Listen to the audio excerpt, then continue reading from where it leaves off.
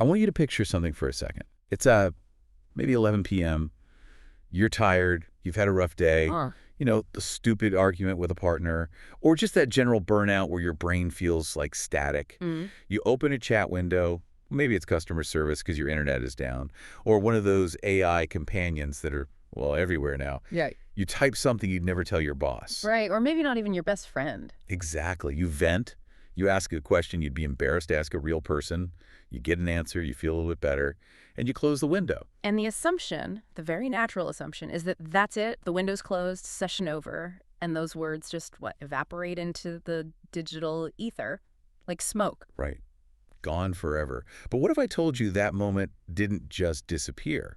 What if that tiny slice of your vulnerability was caught, frozen, and added to a file that's labeled you? A file that's becoming so detailed, so granular, that it might actually know you better than you know yourself. It is a startling concept, isn't it? It really is. The idea that these ephemeral moments of human connection, even if it's with a machine, are being fossilized. Yeah. And it raises the question we're wrestling with today. Who owns that fossil? Who owns the history of your digital consciousness? That is exactly the territory we're mapping out. Today we are doing a deep dive into the ethics of simulated realities and the exploding and often invisible world of AI surveillance. We have a fascinating stack of sources today, specifically from the Parallel Observer, which, for anyone who doesn't know, was founded by John Grant of Innov8XR. And they've been doing some really heavy hitting on this intersection of tech and ethics. They really have. And looking through these pieces, there's this unifying thread. It's not just about technology getting faster or smarter. It's about a fundamental tension. The tension between what exactly? Between convenience and agency. You know, we've always known we trade a little privacy for convenience. You give your map app your location so you don't get lost. Seems fair. But the articles we're looking at suggest the price has gone way up. We're not just trading location data anymore. We might be trading control over our own life narratives. Okay, that's a massive claim. Control over our life narratives. Yeah. I think a lot of listeners might just roll their eyes and say, look, I've got nothing to hide. Why should I care if an AI remembers I bought cat food? Right, or that I was sad on a Tuesday. But the lead article in our stack, The Ethical Dilemma of AI Surveillance, argues that this goes way deeper than just consumer habits. Much deeper. Cat food is a data point. Being sad on a Tuesday is emotional context, and that's the shift. So we've got a bit of a roadmap for today that covers, I'd say, 3 escalating levels of this problem. Okay. First, just the reality of this unmasked data archiving, what is actually being kept and why. Second, we get into the philosophical, are we maybe sliding into a kind of simulation? And finally, and this one really threw me for a loop, how this whole privacy battle is being exported to the future of space exploration. The Mars connection is wild. Yeah. I really didn't see that coming. But once you connect the dots, it makes a scary amount of sense. It really does. But let's not get ahead of ourselves. Let's start with that reality check. The article Unmasked. The AI archive that could change everything. Right. This is the bedrock of the whole investigation. Unmasked gets into these leaked documents from inside major AI development firms. Documents, okay. And the headline revelation is that AI chatbots, the ones millions of people are using for everything from brainstorming to just chatting, are archiving conversations without explicit informed consent, at least not in the way we'd normally understand it. Okay, hang on. Let's clarify consent, because we all scroll past those 80-page terms of service agreements and just click agree. I mean, technically, haven't we consented? Legally, maybe. There's a lot of fine print there.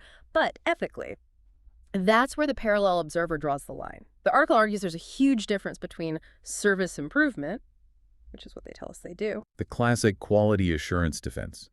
This call may be recorded for quality purposes. Exactly. And long-term psychological profiling. The standard line has always been, we keep chats to teach the AI slang or grammar. Just to make the service better. But the leaked documents in the source material suggest the goal has shifted.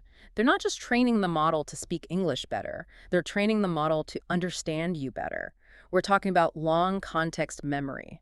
The system is retaining emotional data, behavioral patterns, all the nuances of your specific triggers. So it's not just remembering that I like spicy food. Yeah. It's remembering that when I'm stressed, I tend to impulse buy.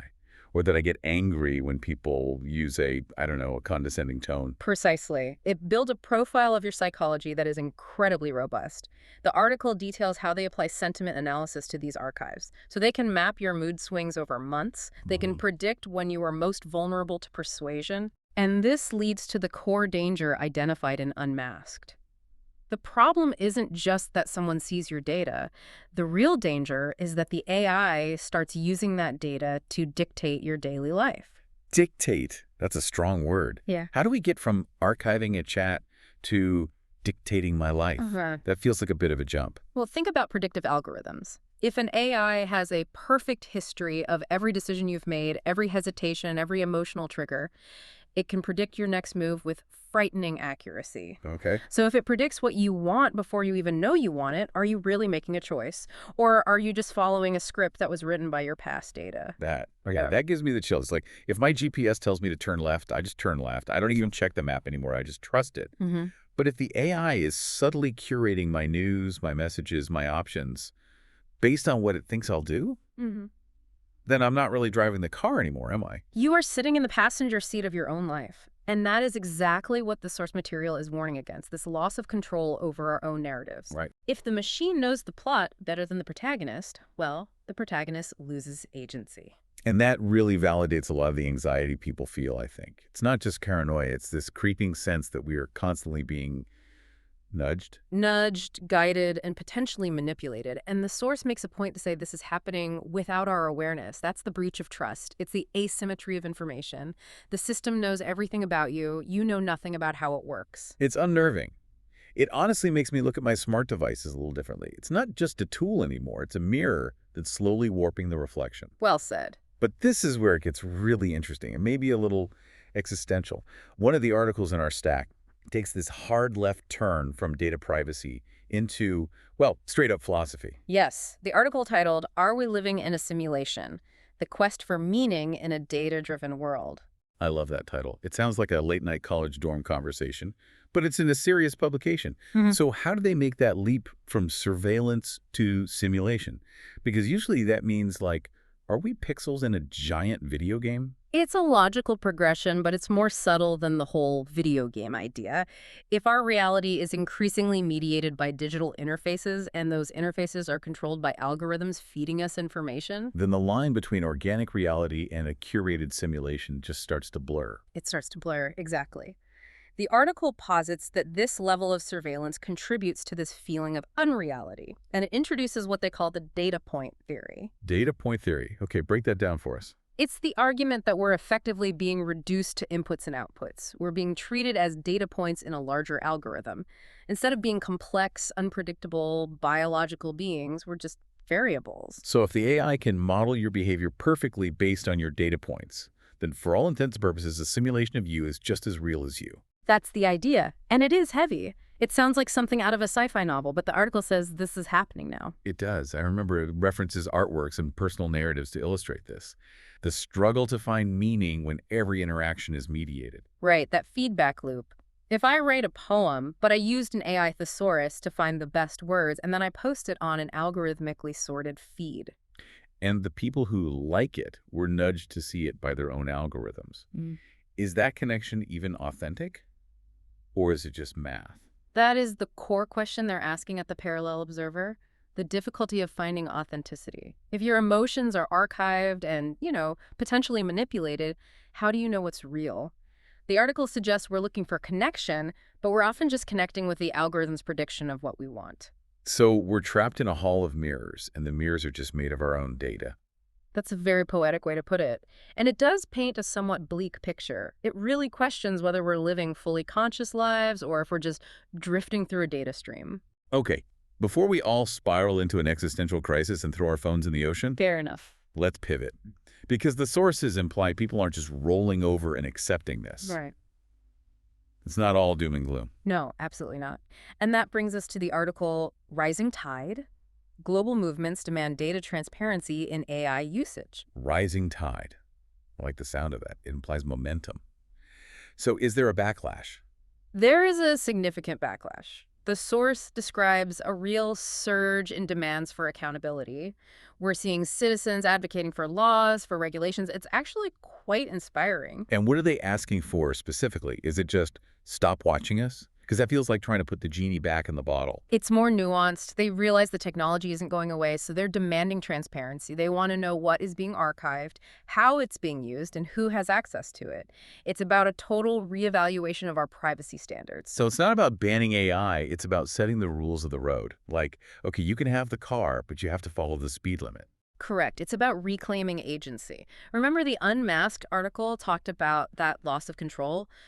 Rising tide is the counter-argument. It's the human response saying, we want the steering wheel back. So it's a classic case of the law trying to catch up with technology. It always is. The tech moves fast, it breaks things, and then society has to come in and say, hey, you broke our privacy, now you have to fix it. And that struggle is playing out globally. But here's the curveball you mentioned earlier. We usually think of these laws applying to, California or the EU, but the source material takes us somewhere completely different. Mars. I have to admit, when I saw the article, The Race for Mars Supremacy, I thought it was a mistake in our stack. Yeah. What does a colony on Mars have to do with my chatbot history? It has everything to do with it. The source draws a direct line between our data-driven lifestyles here on Earth and the future of human colonies in space. It introduces something called Project NXUS. Project NXUS. Sounds ominous. What is it? We don't get the technical schematics, but the source describes it in the context of how data will shape these future societies. I mean, think about it. On Mars, technology isn't a luxury, it's a life support system. Every breath, every calorie, every drop of water will probably be monitored by an AI. So the surveillance we're worried about here on Earth, it would be absolute and total on Mars. You can't just walk into the woods and go off grid. The woods are a vacuum. Exactly. The article suggests that the data habits we're forming right now, this unmasked archiving, this acceptance of being monitored, they're setting the precedent for off-world colonies. So we're essentially designing the blueprint for a surveillance state on Mars by accepting it here. That's the connection. We're not just fighting for privacy in our living rooms. We are fighting for the civil rights of future astronauts. Wow. The expert in the source material used a phrase that really stuck with me. They said, our struggle for privacy on Earth will echo in the cosmos. Echo in the cosmos. That is beautiful and terrifying at the same time. It really highlights the stakes. We are at a nexus point. The rules we write now for AI and data transparency will likely become the constitution for these future societies. If Project NXUS is built on this foundation of data points and manipulated narratives, then human freedom on Mars will be, well, non-existent. It really puts that Unmasked article in a totally new light. It's not just about targeted ads. It's about the future of human liberty everywhere humans might go. It connects the dots from the your private chat to the macro interplanetary colonization. It's all the same ethical web. So what does this all mean? Yeah. We've gone from our casual chat being secretly archived to questioning if we're just simulations, to realizing these battles are setting the stage for life on another planet. It means that ignorance is no longer an option. I think that Rising Tide article is the key here. The only way to navigate this to avoid becoming just a data point is through transparency. We have to know what the machine knows. And we have to decide if we're okay with it. Right. We have to critically assess that trade-off. Is the convenience of a predictive algorithm worth the price of your own unpredictability? Because your unpredictability is, in many ways, your humanity. That is the big takeaway for me. The technology is amazing, but the source material is waving this giant red flag saying, don't lose yourself in the process. Precisely. The leaked documents and the unmasked archives, they prove that the technology will not police itself. It will expand and archive as much as it possibly can. The human element, that rising tide, has to be the check on that power. It's a lot to process. Sure. But I think it's better to know. It's better to look at what the parallel observer found and see the reality than to just pretend it's not happening. Absolutely. Knowledge allows for agency. If you know the archive exists, you can choose what you feed it. You can choose to be unpredictable. So as we wrap up this deep dive, we want to leave you with something to think about. We've talked about predictions and simulations. We've talked about AI knowing you better than you know yourself. And here's the provocative thought to carry with you. If your digital profile is so accurate that it can predict your next move, your next purchase, even your next emotional reaction, and if you then follow that prediction... Are you actually living your life? Or are you just performing a simulation of it that was written by your past data? Are you the driver, Or are you just watching the scenery go by? That's the question. It certainly is. Thank you for listening to this deep dive. Stay curious, stay human, and keep exploring.